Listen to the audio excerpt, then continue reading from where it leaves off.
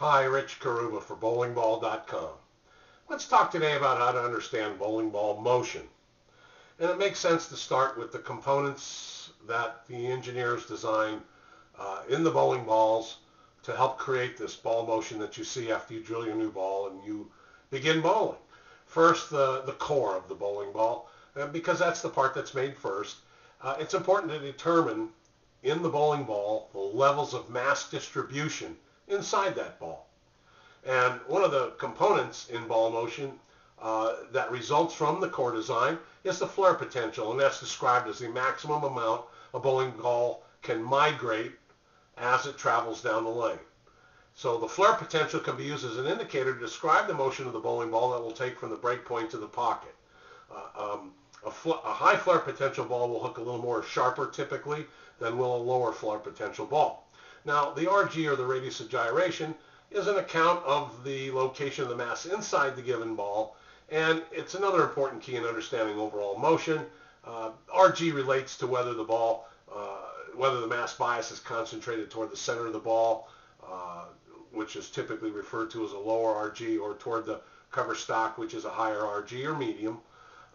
Typically, low RG balls provide a quick revving response, a very stable roll, and a quick revving response on the front end of the lane. And they're a good choice. They can be good choices for oily lanes. It depends on the cover stock. It's really a combination of the cover stock and the core designs, isn't it? So when you choose a typical cover stock that's very aggressive, you're doing so because there's a lot of oil on the front end of the lane, and you want the ball to begin to not slide too far, to begin revving up quickly enough so when the ball reaches the mid lane it can transition smoothly, and then again from the break point to the pocket, transition again. Now the flare pattern on the surface of the ball we spoke about earlier becomes a noticeable bow tie effect, and it's these high differential balls can flare as much as up to 6 or 7 inches of on the ball track area.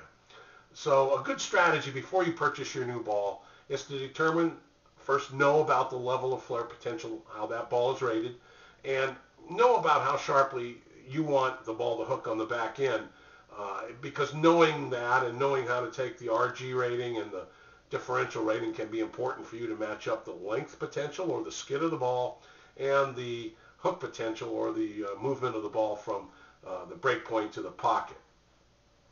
Now, you know, what we really want to impose on you is the cover stock of the ball. That's the most important thing that determines ball motion, because it's where the rubber meets the road. If the cover stock is very aggressive, it'll grip the lane quicker. It'll help fight the heavier oil concentration. If you have a medium oil condition, you might want a cover stock that's finished off, factory finish, a little smoother, so it slides a little further than an aggressive cover stock won't hook so soon. You want to match that up.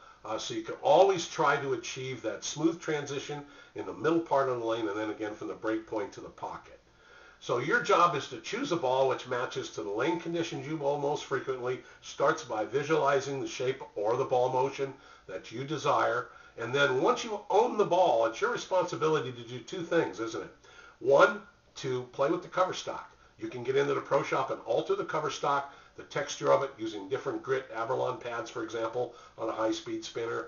And you can change the surface texture of the ball. You can layer the surface textures with medium to fine texture, or medium to more aggressive texture, in order to change the motion of the ball to either bring that first transition closer to you or a little further down the lane, depending on the lane condition.